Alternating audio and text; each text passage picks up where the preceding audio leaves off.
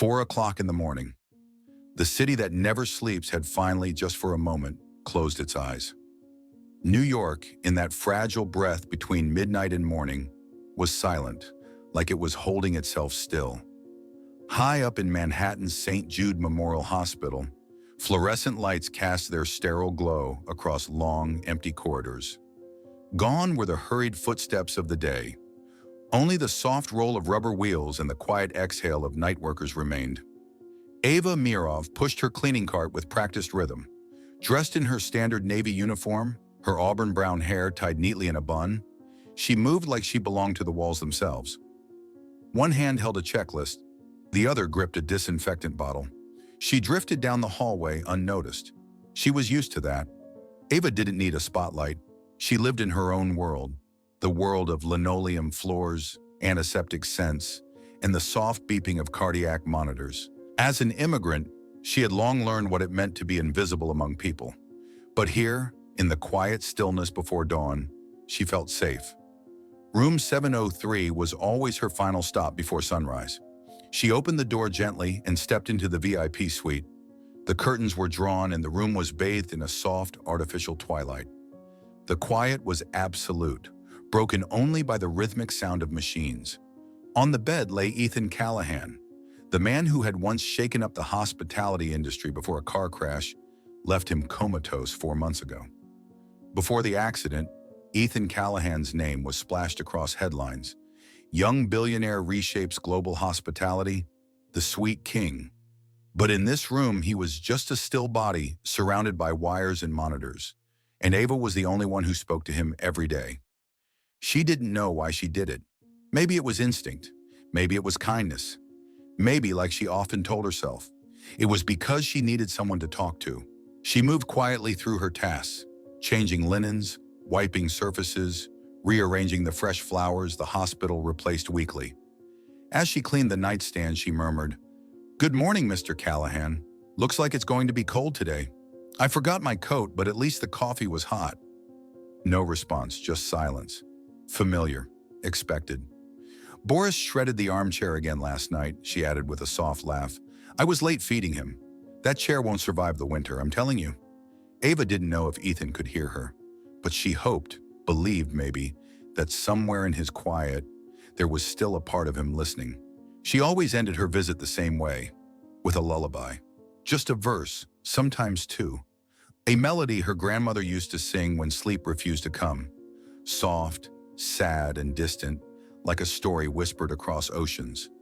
No one else knew she did that. No one except Ethan, if he really could hear. Ava leaned her forehead lightly against the window, looking out over the city skyline still wrapped in early fog. The skyscrapers stood still. Traffic lights blinked across deserted intersections. She whispered, to no one in particular, "Maybe today will be different." Ava always ended Ethan's room with a quiet lullaby. No instruments, no audience. Just her voice, and a man suspended in the deepest sleep of his life. That morning, the sky outside was pale gray. Snow drifted against the window panes in soft flakes. Inside, the room was wrapped in soft lamplight. Ava adjusted the bouquet of white carnations and drew the curtains halfway to soften the light for Ethan's closed eyes. Her voice was low, steady, touched by memory and longing. She didn't think about it. It was just part of the rhythm, part of the silence. But this time, the silence broke. A long beep escaped from the monitor. A subtle twitch, just a flicker, moved across Ethan's fingers. Ava turned, thinking she had imagined it. But then she saw it again. A flutter of the eyelids, a faint shift in his jaw, a breath drawn deeper. "Mr. Callahan," she whispered, her voice nearly cracking. Then, his eyes opened. Deep green, blurred by light, shimmering like he'd never seen the world before. Ethan blinked a few times, confused. His gaze wandered across the room until it stopped, on her. "Are you real?" he murmured, barely audible. "Or are you just a song?" Ava stood frozen. She didn't answer. Her hand reached automatically for the nurse call button beside his bed. Within seconds, Dr. Natalie Green and 2 nurses rushed in. Ava backed away, silent, heart pounding. "He's awake," she said quietly. "Really awake." The machines were checked, vitals confirmed. Ethan tried to speak again, but exhaustion pulled him back into a drifting state. Just before his eyes closed again, he looked once more at Ava. And in that look, there was something, a flicker of memory, a thread. Hours later, Ava was in the staff break room, nibbling a stale oatmeal cookie, when Dr. Green entered. The doctor's face was serious, but her eyes held something unreadable. "He asked for you," Natalie said. "For me. Not by name, by voice. He said, 'Where is the woman who sings?'" Ava went still. Ethan has significant short-term memory loss. He remembers nothing, not his family, his company, or even himself. But your voice, it's the first thing his brain reached for. That's just, I sing sometimes. No one listens. Maybe that's why he did." Natalie hesitated. "I'd like to ask if you'd be willing to continue visiting him, not as cleaning staff, but as a companion. Emotional support. There would be compensation, of course, but no obligation." Ava looked down at her hands used to bleach and gloves.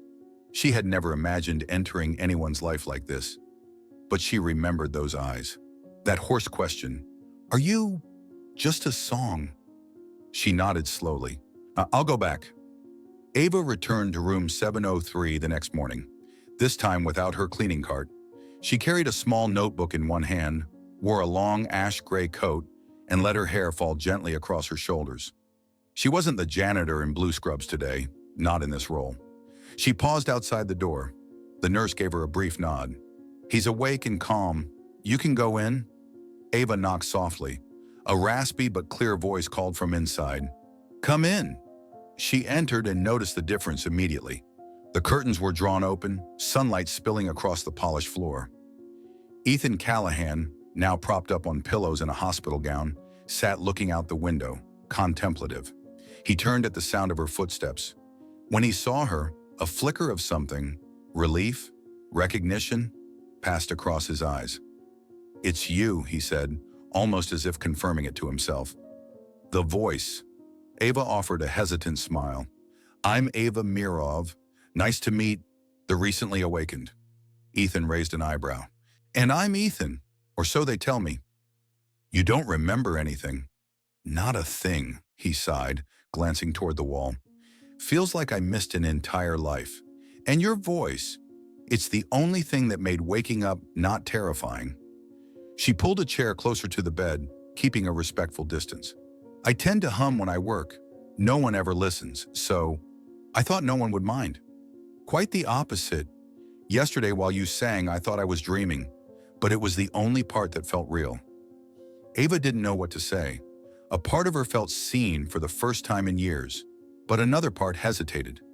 Who was she really in the world of someone like Ethan Callahan? "Where are you from, Ava?" he asked. "I am an immigrant. I live in Queens now. Been working here for over 2 years. And lullabies in hospital rooms." She smiled faintly. "Not exactly on the schedule." Ethan laughed for the first time. It crinkled the corners of his eyes like he once knew how to laugh often, and was remembering how. "You feel real," he said after a pause. "Everything else around me is too polished. They say I have a company, houses, a fiancée, but it all feels like it belongs to someone else. But you don't make me feel like I need to be anyone." Ava met his eyes. There was something in his tone, tiredness, truth, that struck her unexpectedly. "I think," she said slowly, "no one stays exactly who they were after losing everything. Maybe you're being offered a chance to start over." Ethan went still for a moment. "I don't know who I am, but I know one thing. I want to remember the things that make me feel human." Ava nodded slowly. "We can start with small things. Would you like to hear about Boris the cat?" Ethan blinked. "Boris? My grumpy old cat. Very particular, but loyal, and he eats carrots." Ethan laughed again, this time a real laugh, raspy but warm. Ava realized something. She was talking to a stranger, but somehow he was the only person who made her want to keep talking. Ava started visiting Ethan every morning, a quiet habit that formed without anyone asking, and no one stopping it. She entered room 703 as if stepping into a world separate from everything outside, a space where time slowed down, where she was no longer a janitor, and he was no longer a billionaire without a past. On the fourth morning since he woke up, Ava walked in carrying two small muffins wrapped in brown paper.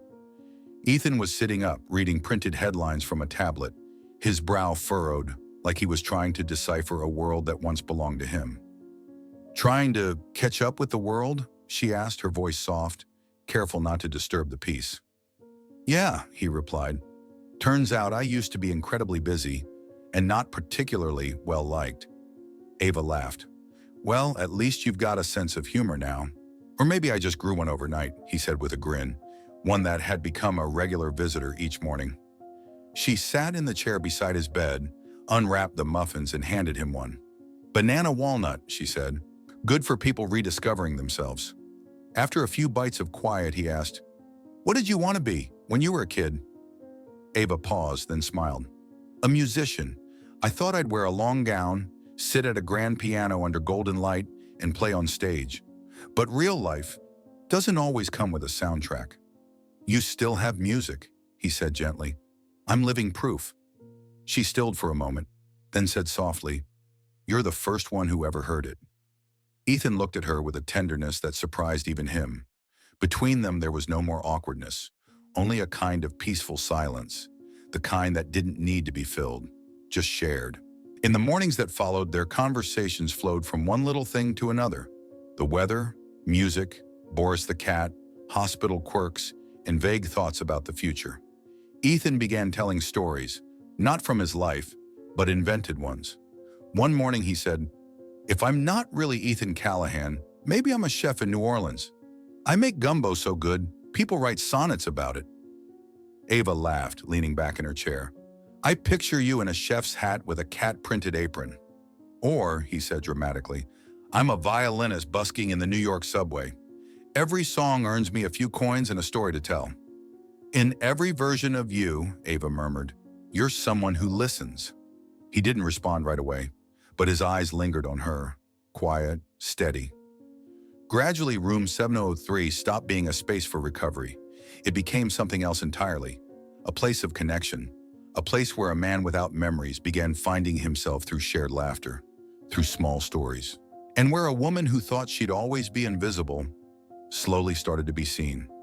Ava never imagined that brief morning conversations in a hospital room could make her feel so close to someone.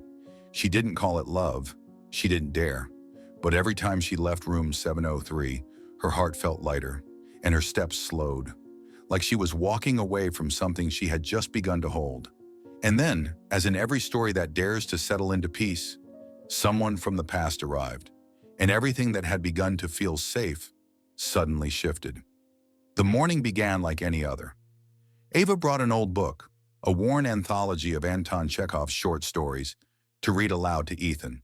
He had once said, "Your voice makes everything sound like poetry." She smiled at the memory, then opened the book and began reading. They were midway through a story when the door swung open, without a knock. A tall woman entered, slim, poised, her blonde hair pinned back in a perfect low chignon. Her crimson coat swept down past her knees. The click of her heels echoed confidently across the tiled floor. Ava stood up instinctively. "Ethan!" The woman's voice was smooth, assured, and laced with ownership. Ethan frowned. "I'm sorry. Do I know you?" The woman paused, then let out a soft laugh. "You don't remember me? It's Charlotte, Charlotte Vance." Ava caught the name. She had seen this woman's face, in magazines, online, standing beside Ethan in photos from red carpets and elite galas. "We're engaged," Charlotte turned to Ava, smiling thinly. "And you are?" Ava hesitated, then replied, "I'm Ava. I provide emotional support for Ethan." "Oh." Charlotte's gaze traveled down Ava's worn sweater and old shoes. "So, housekeeping comes with conversation now?" The air in the room thickened. "She's the one who helped me wake up," Ethan said calmly, "and I feel comfortable with her here." Charlotte smiled, but it didn't reach her eyes. "You've always had a soft heart," She sat down by Ethan's bedside, placing her Chanel handbag firmly on the table as if claiming her territory. Ava stood quietly, heart pounding. She didn't belong here, and Charlotte's presence reminded her of that, loudly and clearly. "Ethan, I brought some old photos, a few things from your apartment," Charlotte said sweetly. "Maybe they'll help you remember." Ava didn't interrupt. She picked up the book, gave Ethan a small nod. "I'll come back later." "No need," Charlotte said quickly. "We'll have some private time. Thank you for warming the seat." Ethan opened his mouth, but Ava had already stepped out of the room. Ava sat in the staff lounge, clutching the Chekhov book like it might anchor her.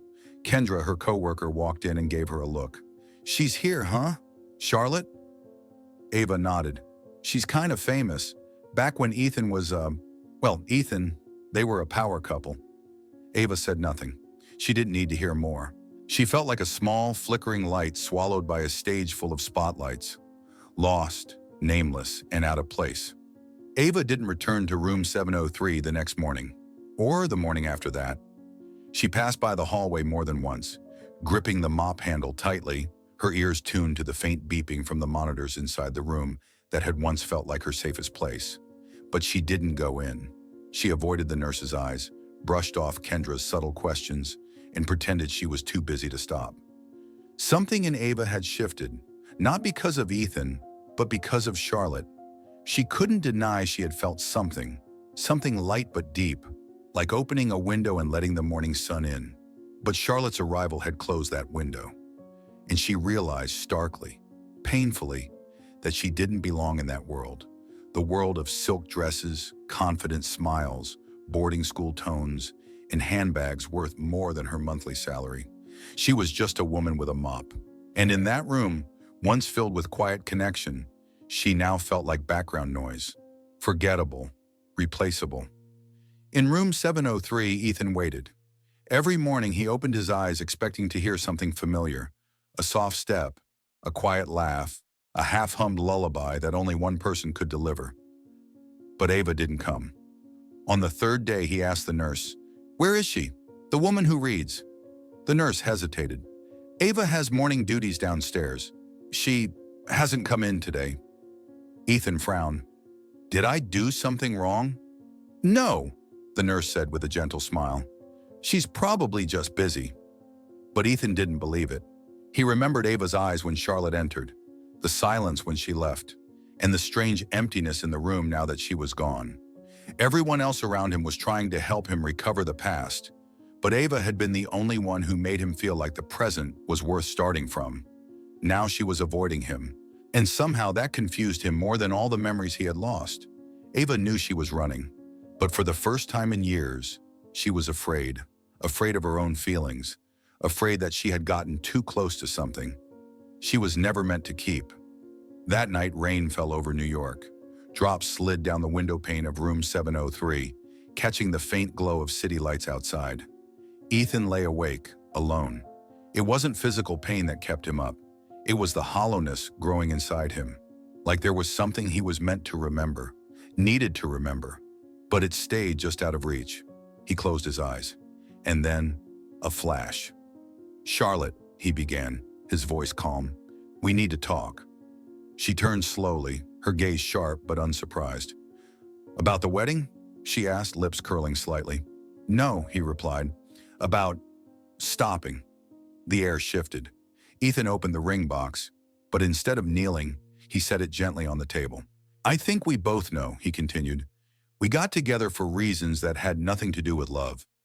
Charlotte crossed her arms, smirking. "I'm the perfect face for your brand. You're the ticket into the world I've worked hard to keep."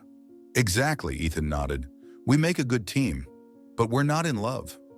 Silence stretched. Then Charlotte exhaled. "So, what are you planning?" "To walk away from all of it," Ethan said.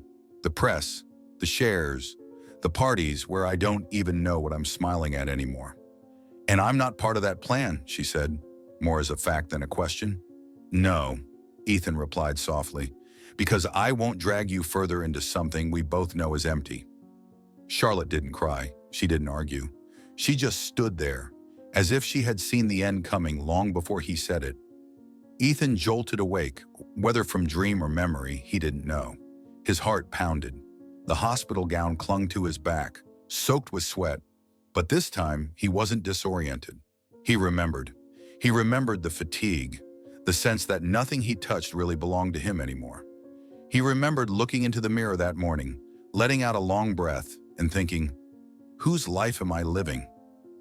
That memory cracked something open. It all came rushing back, empty glances at galas, hollow conversations, the creeping dread of being someone he didn't want to be. He remembered that before the accident, he had been planning to leave Callahan Hospitality. He wanted out of the parties, the press, the persona built for him. The accident didn't erase him. He had chosen to start again. Long before the crash gave him permission, Ava wasn't just someone new who wandered into his life. She was the only real thing that had remained after everything else had been built on a performance. The next morning, Ethan asked to speak with Dr. Natalie Green and his brother, Daniel Callahan. "I don't want Charlotte coming here anymore," Ethan said, firm and direct. Daniel blinked, surprised. "Why not? You two were—" "We ended it. Before the crash," Ethan cut in. "I remember. And I don't want to keep living a lie." Dr. Green nodded, saying nothing more. But Daniel looked skeptical. "What about Ava?" he asked. "What is it about her that makes you push everything else away?" Ethan met his brother's eyes calmly. "She hasn't done anything. That's why she's real." That afternoon, Ethan asked the nurse to call Ava. Ava appeared after nearly a week of silence, standing at the doorway like she was ready to leave the moment someone gave her a reason. Ethan saw it, but he didn't let her go. "Please, don't," he said, voice rough but steady. Ava stepped in slowly. There was none of the ease from before, only distance and caution between them now. "What do you want?" she asked softly, eyes on the floor. Ethan sat up carefully. "Thank you for coming, and I'm sorry for not knowing what made you walk away." She didn't speak. "I remembered," he said, eyes fixed on her. "Charlotte and I, we ended things. Not because of a fight, but because we were never truly anything." Ava looked up, surprised. "Before the accident, I was already tired of the life I'd built. I felt like I was living someone else's story. But when I woke up, the first thing I heard wasn't machines, wasn't doctor, it was you." He paused, then added, his voice quiet.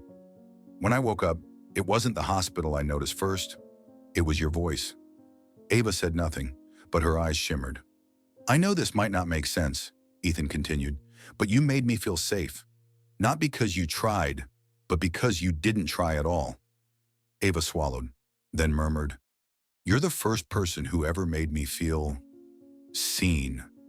Like I was more than the woman pushing the mop." They fell silent for a moment, then slowly stepped toward each other, like pulled by something unnamed. Ethan reached out first, gently. Ava stepped forward, wrapping her arms around him. Soft, unrushed, wordless.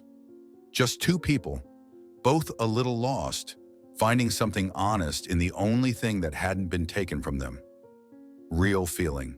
And in that quiet moment, surrounded by the noise of a city that never slept, in a sterile hospital room, something deep inside them began to heal. In that quiet moment, when Ava and Ethan embraced in the sterile white room, the outside world seemed to pause. No machines, no fractured memories, just two people, finding each other in something honest.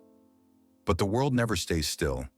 And when the hospital doors open, letting the city light pour in, that fragile love will have to face a harsher truth. The scrutiny of society, the glare of the media, and the weight of a world that still questions stories that don't fit its mold. The news broke less than a week after Ethan and Ava's quiet embrace in room 703. The first photo was blurry but enough, snapped from the hallway. Ethan Callahan, heir to the Callahan Hotel Group, smiling at a woman in an old hospital uniform. Ava wasn't looking at the camera. She was handing him a glass of water. The first headline, "The amnesiac millionaire in the hospital Cinderella," and then the storm came. Charlotte was the first to fuel the fire. Appearing on an exclusive television interview, she wore a pristine white dress, her eyes sad, perfectly staged as the heartbroken woman left behind. "I don't blame Ethan," she said, her voice trembling. "He's still recovering, But I do believe someone took advantage of that memory gap. And that hurts. The host nodded sympathetically. You're suggesting Ava Mirov manipulated him when he was most vulnerable? I'm not saying that, Charlotte replied with a soft smile. I just want his happiness, as long as it's coming from the right place. Ava was hounded by reporters, outside her tiny room in Queens, in hospital corridors, even at the corner grocery store. Old photos from her night shifts were dug up. Anonymous blogs speculated about her past, her family, and her so-called ambition. She gave no interviews, but the silence only gave others more room to write their version. She once dreamed of being a singer. Now she sings to a billionaire's broken brain? One snide article sneered. Ethan had had enough. One early morning, he stood at the podium of a packed press conference. Cameras flashed. Daniel hovered behind him. The PR team braced for fallout, but Ethan simply adjusted the mic and spoke calmly. There have been questions about my relationship with Ava Mirov. I'll answer them now, once and for all. She didn't find me in memory. She found me in truth. The room fell silent. When all memory abandoned me, Ava stayed, not because of who I was, but because I was no one. And that, to me, is unconditional love. His words spread quickly online. But what gave the story heart was a detail, the lullaby that woke a sleeping heart. A doctor confirmed Ava had sung lullabies during early shifts. Ethan had opened his eyes the first time to the sound of one. From that, the narrative changed. Major outlets reframed the story. Ava became the quiet soul who woke a man the world had forgotten. One major paper headlined, "You don't need memory to recognize love." After the press conference, Ethan and Ava didn't return as heroes, just two ordinary people who had weathered a storm. Ava remained quiet, as always, but this time her eyes no longer hid. She didn't avoid glances. She didn't disappear into hallways.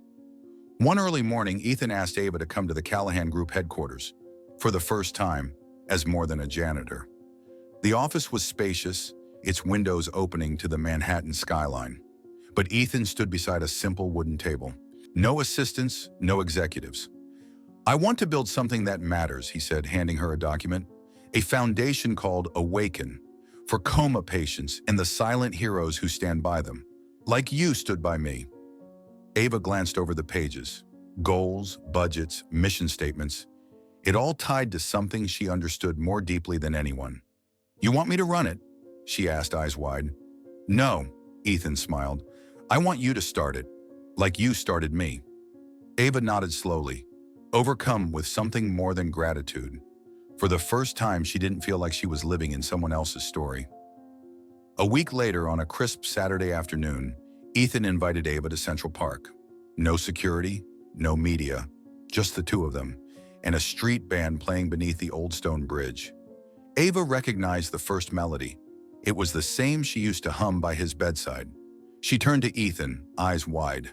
He said nothing, only gently took her hand and led her beneath an ancient oak tree. There, under the golden hush of late afternoon light, he dropped to one knee. The ring box opened like a question he'd been holding for a lifetime. "I don't remember the moment I fell in love with you," he said softly, "because it didn't begin. It was always there. I just didn't know what to call it." Ava covered her mouth, tears filling her eyes. "You woke me," he continued, "not just from sleep, but from a life I didn't belong in. You're where I want to start again. Not because I lost my past, but because I finally know what I want to live for." She nodded. No more words needed. And softly as the music swelled, she whispered, "And so do I." The guitar strummed gently. Leaves fluttered in the breeze. And in the city that never slept, they found a quiet moment where love could breathe. There were no fireworks, no grand spectacle, just an old lullaby, a man on one knee, and a tearful woman saying yes. In a city that rushes past everything, they chose to slow down, just enough to hear their hearts. But love, whether born from a hospital room or a park bench melody, still needs tending. And life, the real one, is waiting beyond the fairy tale. No more dreams, no more magic tricks.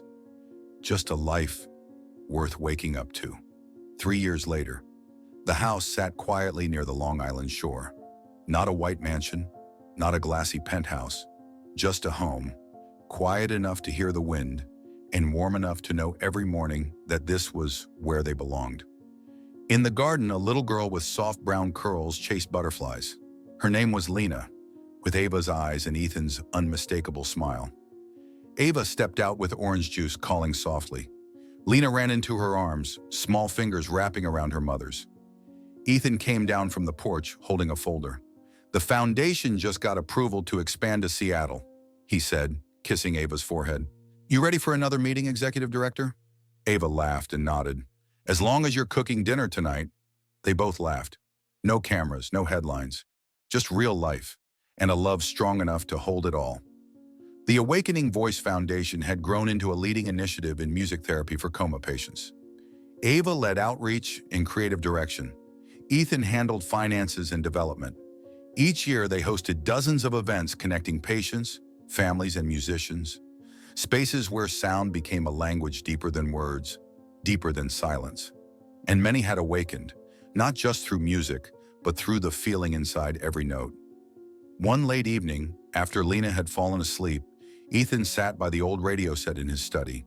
He gently turned the dial and paused at a station playing a lullaby. He listened, eyes closed, and then he opened them wide. "Ava!" he called. She entered quickly. "What's wrong?" He pointed at the radio. "That's the song, the exact one playing the moment I had the accident." Her eyes widened. "It's the same lullaby I sang to you, the day you woke up." They looked at each other, surprised, then smiling. "Maybe it wasn't the song that woke me," Ava whispered. "Maybe it was something deeper." Ethan nodded. "The music brought me back, but it was our connection that made me stay." For a moment, the room was still, but warm. The lullaby played softly like a heartbeat. Ava sat beside him, resting her head on his shoulder. After a while, she spoke, barely a breath. "I never imagined a lullaby could change a life." Ethan squeezed her hand. "It didn't. You did." And in that quiet, the world outside faded. Only their truth remained.